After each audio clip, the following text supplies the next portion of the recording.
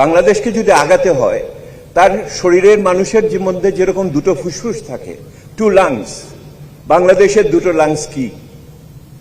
একটা লাংস হলো তার ফাইন্যান্সিয়াল সেক্টর, আরেকটা লাংস এনার্জি সেক্টর। লক্ষ্য করে দেখেন, বোথ দি ফাইন্যান্সিয়াল সেক্টর এবং এনার্জি সেক্টর দুটোকেই পুরো খেয়ে ফেলেছে। কে খেল? এবং ভালো করে লক্ষ্য করে দেখেন, যারা ফাইন্যান্সিয়াল সেক্টর খেয়েছে তারাই কিন্তু এনার্জি সেক্টরে আছে, তারাই কিন্তু ব্যাংক লুট করেছে, তারাই কিন্তু ফাইন্যান্সিয়াল আপনার ক্যাপিটাল মার্কেট লুট করছে, তারাই কিন্তু ইলিসিট ফাইন্যান্সিয়াল ফ্লো, তারাই কিন্তু মেগা প্রজেক্টের কন্ট্রাক্টর। They are all same group of people over there. এবং all of them together, they will include both the businessmen not only, but with certain politicians and also the bureaucrats. We talk about that and we talk about this collusion. আপনারা লক্ষ্য করে দেখবেন, তাহলে banking সেক্টরের major problem কোথা থেকে হলো? I see it at least in দুই লেভেলে বড় করে দেখি। একটা হলো the oversight function, আরেকটা হলো তার corporate governance in the banks. Oversight function কার দেওয়ার কথা ছিল? দেওয়ার কথা ছিল বাংলাদেশ ব্যাংকের। বাংলাদেশ ব্যাংকের আই ডোন্ট নো, ভদ্রলোক বলবো কিনা জানি না, উনি এখন কোথায় আছেন, কিন্তু যা করার উনি তো করে 12টা বাজিয়ে দিয়ে গেছেন। Sorry for the abusive language. দিনের বেলা বলেছি IMF করছি, রাত্রের বেলা টাকা ছাপিয়েছি। আমি একদিকে বলেছি যে রুলস করছি, অন্যদিকে আমি এক্সাম্পশন দিয়েছি বিভিন্ন কোম্পানিকে। একদিকে আমি বলছি যে রিজার্ভ ঠিক আছে, অন্যদিকে আসলে রিজার্ভের ওই টাকা নাই, হিসাবে গন্ডগোল। So first and foremost issue, আমি যে বললাম না, সরকারের বিভিন্ন একটা রাষ্ট্রের বিভিন্ন যন্ত্র যদি বিকল হয়ে যায় তাহলে এজেন্সি প্রবলেম হবে না তো কি হবে? So the oversight function which was supposed to be given by the central bank, সেই সেন্ট্রাল ব্যাংকই তো সবচেয়ে বড় সমস্যার সৃষ্টি করেছে আমাদের ভিতরে। এবং সেই সেন্ট্রাল ব্যাংকের ভিতরে পার্টিকুলারলি এখন তো এটা তো কি বলে প্রকাশ্য হয়ে যাচ্ছে, মাসোহারা দিয়ে এই অলিগার্করা লোক রেখেছিল সেন্ট্রাল ব্যাংকের ভিতরে, এটা তো এখন প্রকাশ্য হচ্ছে। সো আগামী দিনে যদি আমার রিফর্মস এর শুরু করতে হয়, we can't ignore the oversight functions. আমাদের যাদের দেখভাল করার কথা তারাই যদি দেখভাল করতে না পারে, তাহলে আমি কিসের রিফর্ম করব এটার ভিতরে? সিকিউরিটি অ্যান্ড এক্সচেঞ্জ কমিশনের কথা তো আপনারা শুনলেন, ওই গল্প আর নাই যায়। দি আদার পার্ট অফ হলো কর্পোরেট গভর্নেন্স। কর্পোরেট গভর্নেন্সের ভিতরে আপনি লক্ষ্য করে দেখেন, এক তো হলো সরকার তার নিজের লোক ওখানে বসালো, এবং যেই সমস্ত ডাইরেক্টররা, আমার সৌভাগ্য হয়েছিল 96 থেকে 2000 সালে আমি জনতা ব্যাংকের ডাইরেক্টর ছিলাম।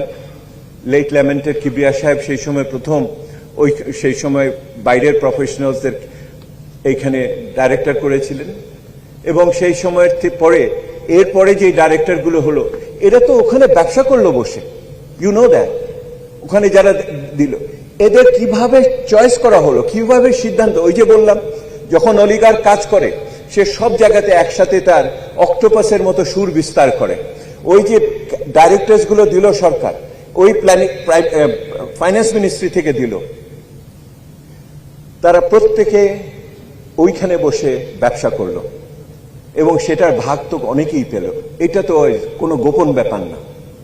একই রকম ভাবে কি হলো দেখেন, ওই ওভারসাইট ফাংশনে বাংলাদেশ ব্যাংক বলছে নতুন ব্যাংকের দরকার নাই, তারপরেও প্রধানমন্ত্রী অফিস থেকে নতুন ব্যাংক দেওয়া হচ্ছে। কাকে দেওয়া হচ্ছে এটাও আমরা দেখতে পাচ্ছি, যাদের কোনো যোগ্যতা নাই একটা ব্যাংক চালানোর মতো বিশ্বাসযোগ্য প্রতিষ্ঠান তৈরি করার ভিতরে। উইদিন দ্য কর্পোরেট গভর্নেন্স কি হলো আপনারা দেখেন, শুধুমাত্র not only within the government banks যেখানে ডাইরেক্টর দেওয়া হলো, যে আমি বলছি যে রাজনীতির লোকেদের, what happened with the private banks, first generation, second generation, third generation. এবং প্রাইভেট ব্যাংকের ভিতরে আপনারা লক্ষ্য করে দেখেন কি দাঁড়ালো কি? আমি একটা উদাহরণ দিই। এই তথাকথিত ভোটারবিহীন নির্বাচনের গত পার্লামেন্টে আপনার যে ব্যাংকিং কোম্পানি অ্যাক্ট, যে ব্যাংকিং কোম্পানি অ্যাক্টের প্রথম রিফর্মসের আমি জড়িত ছিলাম প্রফেসর ওয়াহিদুদ্দিন মাহমুদের ব্যাংকিং রিফর্ম কমিশন ছিল, আমি তার সদস্য ছিলাম সাইফুর রহমান সাহেবের আমলে। দেখেন, আমার কিন্তু দুই সরকারের আমলে কাজ করার অভিজ্ঞতা হয়েছে, এখন তৃতীয় সরকারের আমলে কাজ করছি। তো দেখেন কি হলো ওখানে, একটি মাত্র একজন দাঁড়িয়ে বলল যে tenure of the directors, sponsor ডাইরেক্টরসকে বাড়াতে হবে, 2 বছর থেকে 3 বছর করতে হবে, আমাদের পরিবারের লোকগুলো একাধিকবার থাকতে পারবে, আমাদের যাতে বেশি সময়, বেশি মানুষ এবং বেশি দিন থাকতে পারবে। হাফ এ মিনিট পাশ হচ্ছে, শুধুমাত্র হাফ এ মিনিট দাঁড়িয়ে সংশোধনী দিল, ওইটা পাশ হয়ে গেল। বুঝতে পারেন কিভাবে অলিগার্কসরা কাজ করে? তারা শুধু যে ওভারসাইট ফাংশনে কাজ করে তা না, তারা আমাদের লেজিসলেটরে কাজ করেছে ওই রকম ভাবে। So look at the state structure, যেই স্টেট স্ট্রাকচারের ভিতরে আপনার ওখানে যারা আইন করে, দ্য লেজিসলেটিভ অর্গান, যারা আমার নির্বাহী অর্গান, যেটা আমার এক্সিকিউটিভ এবং যেটা আমার জুডিশিয়ারির কথা বেশি বলি না, কন্টেম্প্ট হয়ে যাবে। আমার পিতা সুপ্রিম কোর্টে যাচ্ছিলেন, আমি সম্মান দিয়েই রেখে গেলাম এটা আজকে। তারা 3 জনে একত্রিত হয়ে পুরো দেশটাকে এই অবস্থায় নিয়ে এসেছে। So what we are talking about, আপনারা বলেন না সংস্কারের কথা, রাষ্ট্রের মেরামত করার কথা বলেন না? এই রাষ্ট্রের মেরামত যদি না হয়, এই 2 পয়সার সংস্কার করে আপনি টিকতে পারবেন না এবং পুরানা জিনিসকে ফিরিয়ে আনার পথে প্রতিবন্ধকতা সৃষ্টি করতে পারবেন না। আমি একটা কথা বলেই শেষ করি, কিন্তু এই সংস্কারের বিষয়টি গুরুত্বপূর্ণ, এটাতে আমি ছোট করে দেখছি না, আমি নিজে এটার ভিতরে আছি।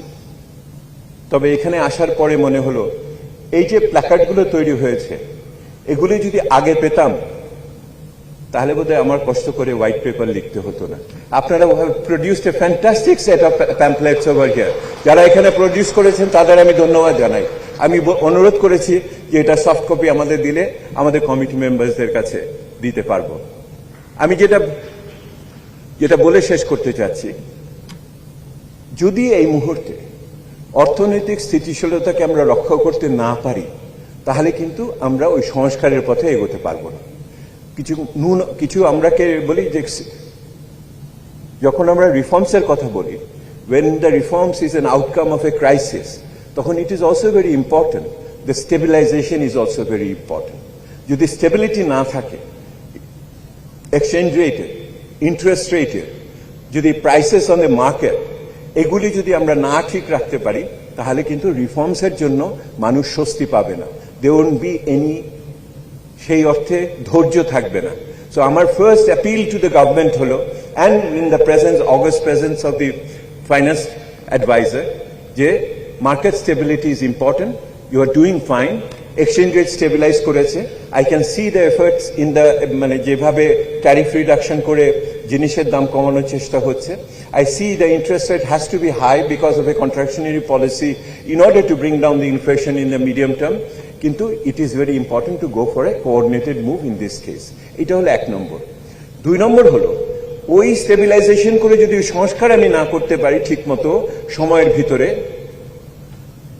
15 বছরের কাজ যদি 15 মাসে না শেষ করতে পারি, তাহলে আমি যে ডেমোক্রেটিক ট্রানজিশনের কথা বলছি সেটাও কিন্তু সমস্যায় পড়ে যাবে।